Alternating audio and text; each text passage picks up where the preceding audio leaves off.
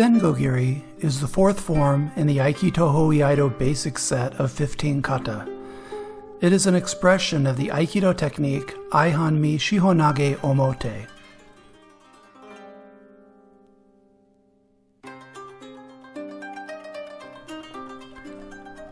The traditional way of explaining shihonage was as a technique that could be executed in such a way that the finish cut or the throw could be done in any of four general directions, or in any direction. This is the explanation I grew up with in Aikido. It's generally correlated with shihonagiri, or four-direction cutting. Shiho means four directions, but it's also a common way of saying all sides or all directions. But looking at this technique through the practice of Nishio Sensei's Aikido, my understanding has changed a little. The fundamental principle of Nishio Sensei's Aikido is yurusu, acceptance. There's always the sense that you don't stop the opponent's actions, but instead find a point of agreement and lead them to a mutual outcome. It's a feeling I describe as sumimasen, excuse me, moving in such a way that it allows the opponent to move the way they want.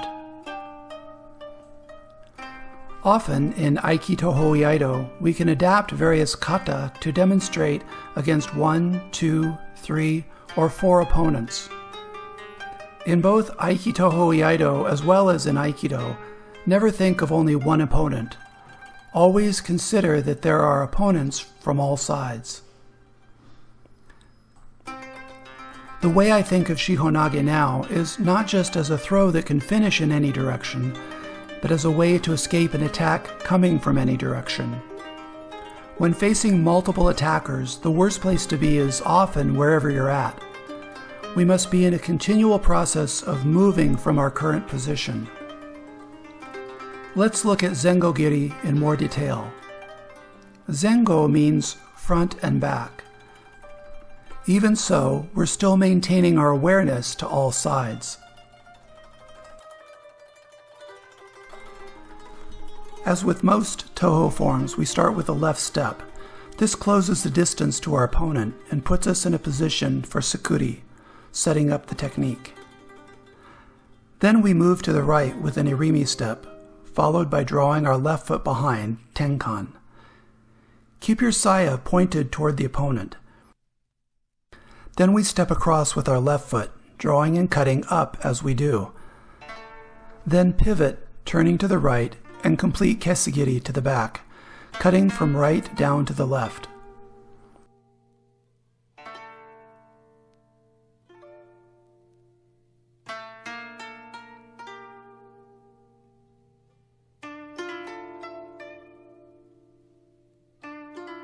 Before you make your initial draw, you should turn the saya out in order to align the blade with the kiriage or rising cut.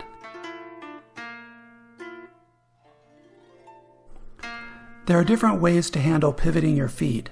I found it most effective when I do the cross step to draw my left heel across and plant it. Then I pivot on the left heel, rolling around the outside edge of my foot until I land on the ball of my foot at the finish of the turn.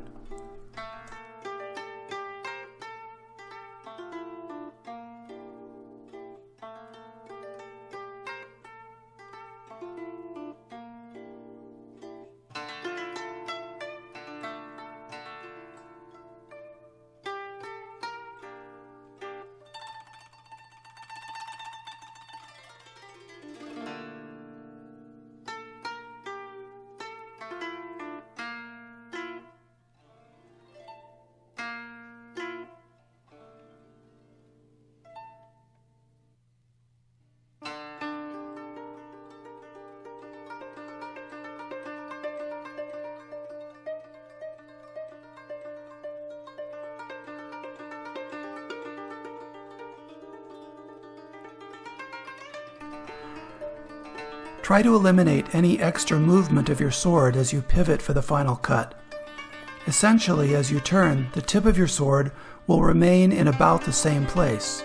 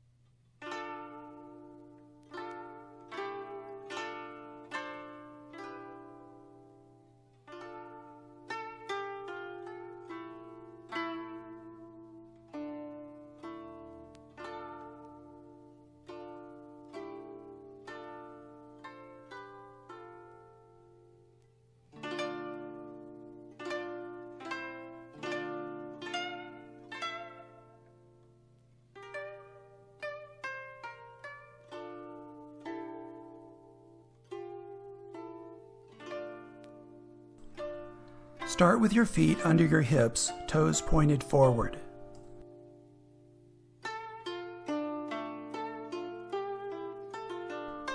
Place your left thumb on the tsuba and advance your left foot.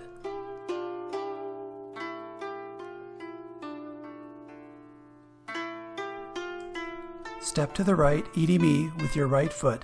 Keep your sword pointed toward the opponent.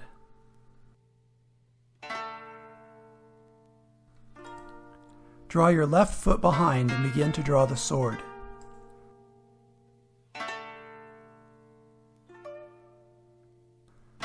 Step across with your left foot as you draw the sword, cutting up to the right.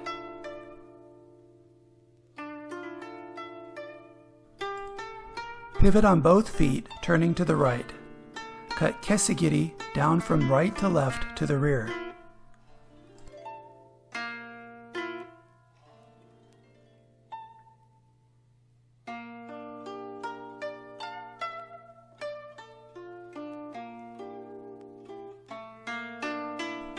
As you practice this form, imagine the opponent in front of you.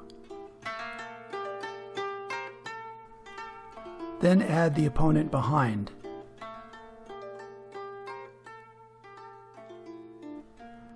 Then the opponent to your left.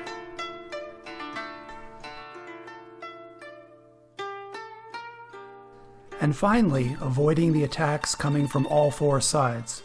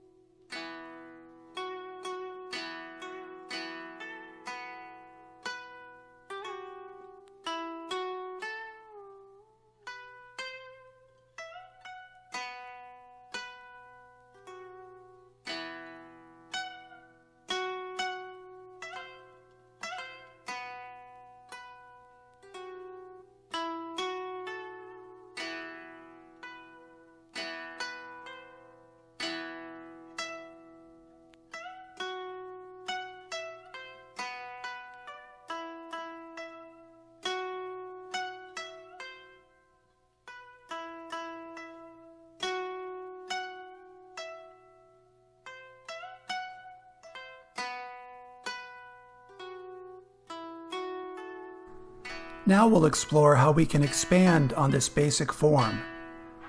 First, we'll add a nukisuke at the beginning to correlate with the presenting of our hand for aihanmi katatedori.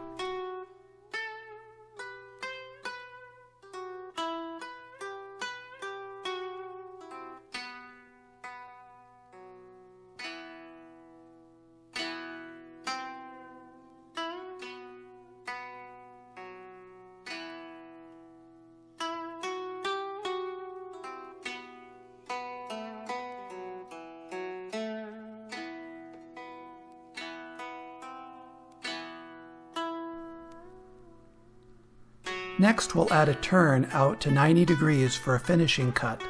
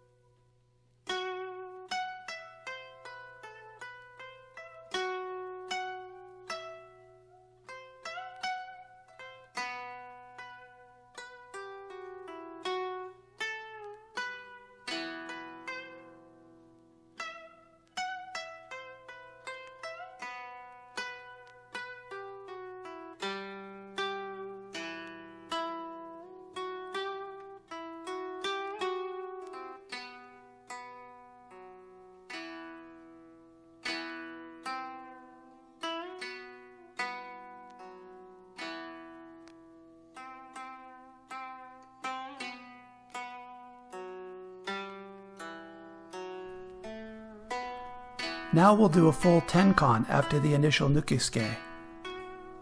Instead of finishing with a cut, we'll place our hand on the back of the blade to guide the opponent without cutting them.